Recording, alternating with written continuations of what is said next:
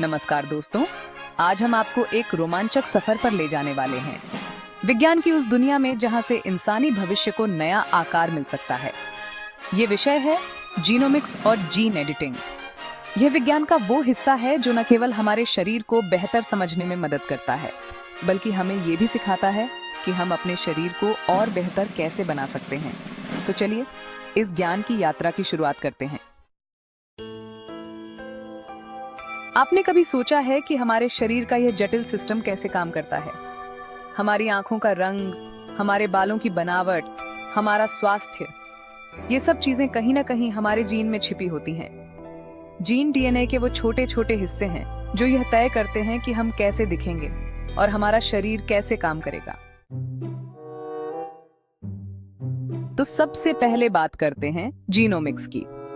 आसान शब्दों में कहें तो जीनोमिक्स वो अध्ययन है जिसमें हम इंसान के पूरे जीनोम यानी सभी जीन को समझने की कोशिश करते हैं। इसके जरिए हमें ये पता चलता है कि कौन से जीन हमारे स्वास्थ्य पर, हमारी बीमारियों पर और हमारे शरीर की कार्य प्रणाली पर असर डालते हैं।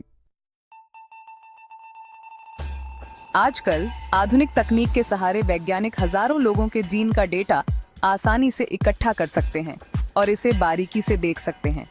ये डेटा हमें यह जानने में मदद करता है कि कौन कौन से जीन किन बीमारियों का कारण बन सकते हैं। इस तरह से वैज्ञानिक भविष्य में बीमारियों का पता लगाने और उनका इलाज ढूंढने में सक्षम हो सकते हैं। अब हम बात करेंगे जीन एडिटिंग की और खास तौर पर क्रिस्पीआर तकनीक की।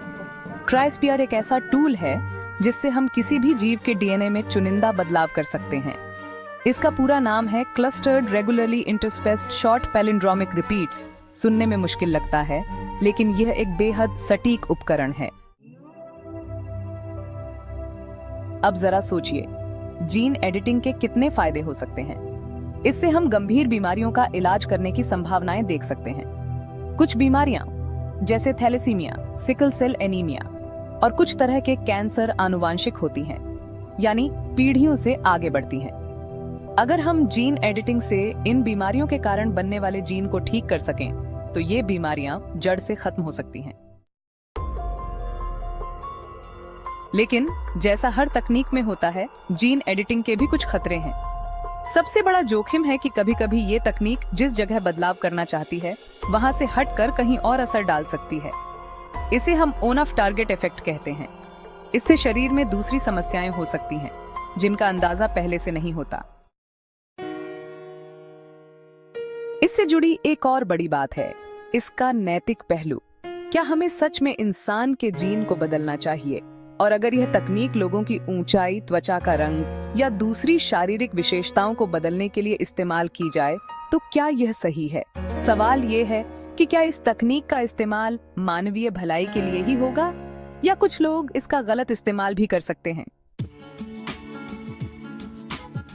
हमारे पास जीन एडिटिंग के जरिए बीमारियों का इलाज करने की अद्भुत क्षमता है, लेकिन हमें बहुत सावधान रहना चाहिए कि इसका दुरुपयोग न हो। अगर इस तकनीक का गलत तरीके से इस्तेमाल हुआ, तो इससे समाज में नई समस्याएं पैदा हो सकती हैं। तो दोस्तों, हमने देखा कि जीन एडिटिंग और जीनोमिक्स में कितनी संभावनाएं छुपी हुई हैं और कैसे ये हमारे भविष्य को बदल सकते हैं।